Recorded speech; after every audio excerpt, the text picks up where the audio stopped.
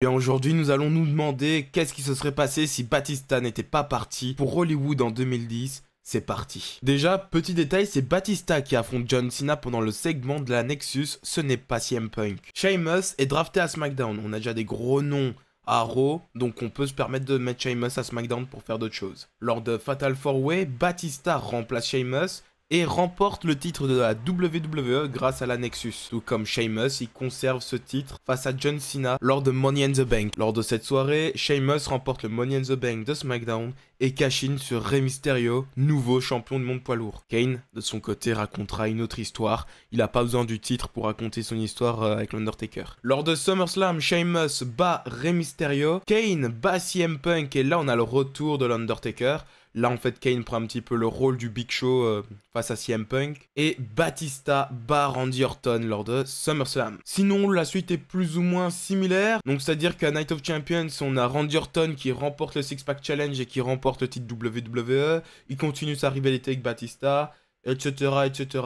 Il n'y a pas de grands changements.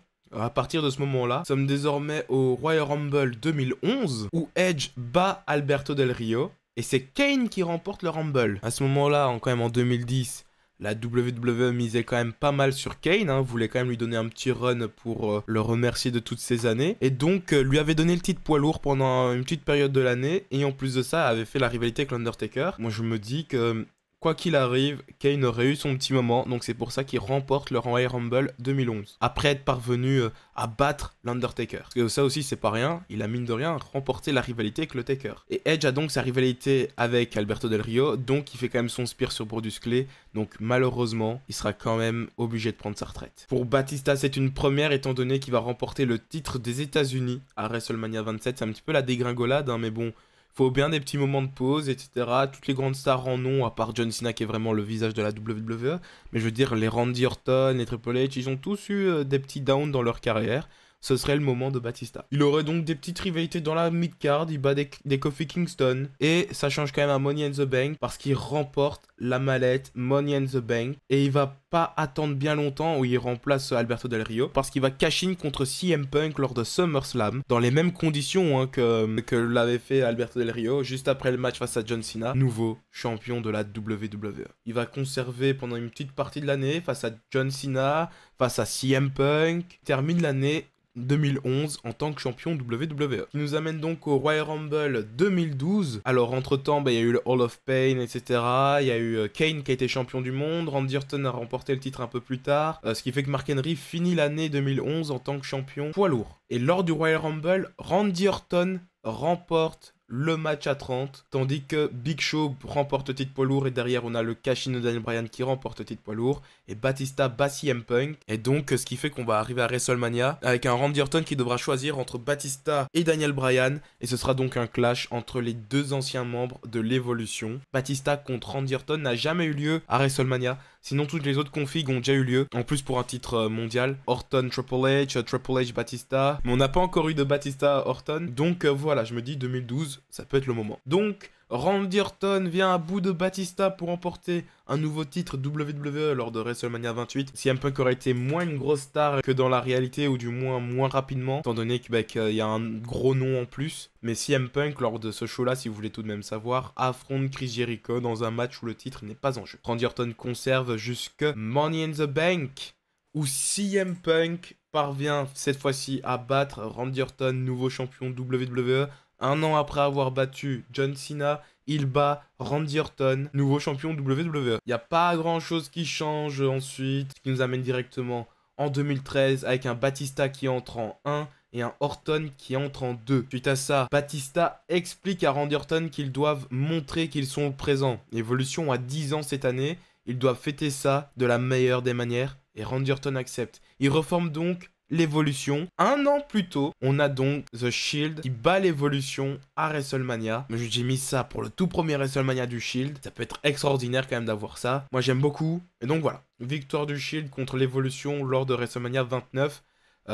En sachant que aussi dans cette configuration-là, Evolution est face, tandis que le Shield est heal. Et ça, c'est intéressant. Et pour qu'est-ce qu'on fait de Chris Jericho, on va le mettre contre Brock Lesnar qui, dans la réalité, affronte Triple H. Suite à ça, les membres de l'Evolution vont un petit peu chacun de leur côté. Et voilà. Et voilà, là vous le voyez avec cette image, le Shield entre-temps va remporter le titre par équipe et le titre des États-Unis. Batista va tricher pour battre Alberto Del Rio, champion du monde poids lourd, nouveau champion. Et Randy Orton va cash-in contre Daniel Bryan avec l'aide de Triple H, ce qui fait qu'on a une nouvelle version de Evolution, l'Authority comme on connaît. Mais cette fois-ci, Triple H représente le passé, Randy Orton et Batista, tous les deux champions du monde, sont le présent, et The Shield est le futur. Ce qui fait qu'à WrestleMania 30, on a Daniel Bryan qui bat Triple H comme dans la réalité. The Shield bat les Wyatt, et Daniel Bryan remporte le main event, où les deux titres étaient en jeu pour le titre d'unification. Pour le match d'unification. Cette fois-ci, la config est quand même un petit peu différente étant donné que le Shield fait partie de l'autorité. Donc cette fois-ci, le Money in the Bank, ce n'est pas Seth Rollins le traître qui va remporter, mais c'est plutôt juste un des membres du Shield et ce n'est pas Seth Rollins, c'est le membre un peu plus loup solitaire, on va dire. C'est Dean Ambrose qui remporte la mallette cette année-là, tandis que John Cena remporte les titres qui sont bien unifiés. Ensuite, le Shield va décider d'affronter Evolution. Ils vont se rebeller, tourne babyface, tandis qu'Evolution est heel. The Shield les bat à 2 reprises. C'est plus ou moins les mêmes matchs, sauf qu'au lieu d'être à Payback et Extreme Rules, c'est Battleground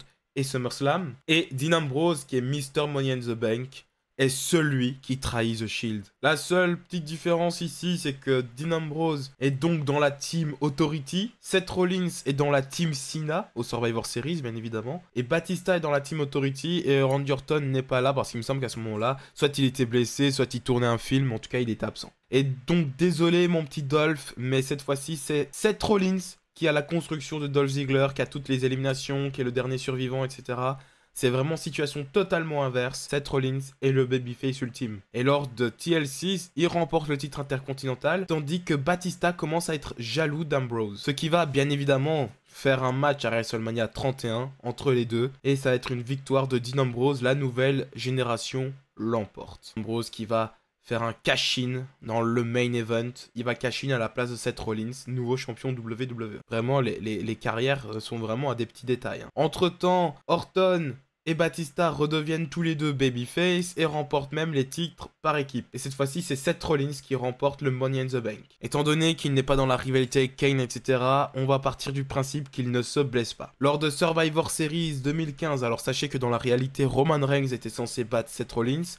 Donc dans cette réalité, Roman Reigns bat Dean Ambrose, nouveau champion WWE. Ce qui va amener sur un beau Triple Threat, Roman Reigns qui est champion de la WWE en début 2016, Dean Ambrose qui remporte le Royal Rumble, et Seth Rollins qui cash in sur Roman Reigns entre les deux shows, donc vers Fastlane, qui remporte le titre. Et là je suis assez confus, c'est vrai que sur l'image j'ai mis que c'était Dean Ambrose, le champion de WWE, c'est une erreur de ma part, voilà je suis désolé. C'est bien Seth Rollins. Pour ce qui est de Brock Lesnar, il bat Batista. Lors de Money in the Bank, on a AJ Styles qui remporte la mallette. Et oui, cette année-là, il n'y a pas Dean Ambrose.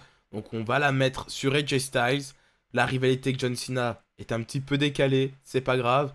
Seth Rollins bat Roman Reigns pour le titre WWE. Car comme dans la réalité, Roman Reigns fume des joints. La WWE veut le punir. Rollins, nouveau champion. Il y a la draft, Batista va à Raw, Orton va à SmackDown. Rollins va à SmackDown, c'est ça la différence, et Ambrose et Reigns vont à Raw. Finn Balor bat Batista pour se qualifier à SummerSlam. Et donc, on a pour le titre du coup de SmackDown, le titre WWE, Seth Rollins, champion WWE, contre Randy Orton, victoire de Seth Rollins. Et juste après, cash-in d'AJ Styles. AJ Styles est le nouveau champion de la WWE. Et on a Finn Balor contre Dean Ambrose pour le titre inaugural Universal.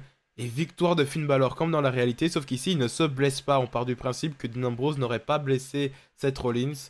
Je dis pas que Seth Rollins c'est un mec dangereux, hein, mais voilà, on va juste partir du principe que ça n'arrive pas. Sinon AJ Styles a plus ou moins le même règne, tandis que Finn Balor a un règne de babyface dominant. Et on a donc un Chris Jericho qui bat Roman Reigns pour le titre des États-Unis en fin d'année, et qui est donc champion des États-Unis pour arriver à WrestleMania. Kevin Owens bat Finn Balor pour le titre Universal lors du Royal Rumble. Finn Balor perd donc son titre ce soir-là. Et Randy Orton remporte bel et bien le Royal Rumble. Et Goldberg bat Kevin Owens pour le titre Universal. En fait, j'ai mis le titre sur Owens pour que Goldberg lui prenne. parce que Goldberg ne pouvait pas le prendre à Finn Balor parce que Finn Balor était donc un gros babyface. Ça aurait fait bizarre que Goldberg squash un babyface. Lors de WrestleMania 33, Randy Orton bat AJ Styles pour le titre WWE. Je pars du principe que AJ Styles reste champion à ce moment-là et que John Cena ne le bat pas. Batista bat Chris Jericho pour le titre des États-Unis. Seth Rollins bat Baron Corbin. Dean Ambrose bat Triple H. Vraiment, on voit que Dean Ambrose et Seth Rollins ont échangé leur carrière. Et Finn Balor bat Kevin Owens. Batista conserve son titre US pendant une bonne partie de l'année et Randy Orton lui prend à la fin. The Shield se réunit, mais on a la blessure d'Ambrose. Et donc à ce moment-là, alors lors de la draft du Shake-Up de 2017, j'ai décidé de mettre AJ Styles du côté de Raw et Finn Balor du côté de SmackDown. Ce qui signifie que comme il n'y a pas AJ Styles pour prendre le titre à Jinder Mahal juste avant les Survivor Series, parce que n'oubliez pas, en 2017, Brock Lesnar devait affronter Jinder Mahal mais a refusé, donc Mahal a dû perdre le titre WWE. Et on a mis AJ Styles. Cette fois-ci, il n'y a pas Styles, donc je pars du principe que ça va être Finn Balor. Finn Balor bat Jinder Mahal et remporte le titre WWE. Il avait déjà eu son premier règne Universal qui avait convaincu les officiels. Et AJ Styles remporte le Royal Rumble 2018. Désolé Shinsuke.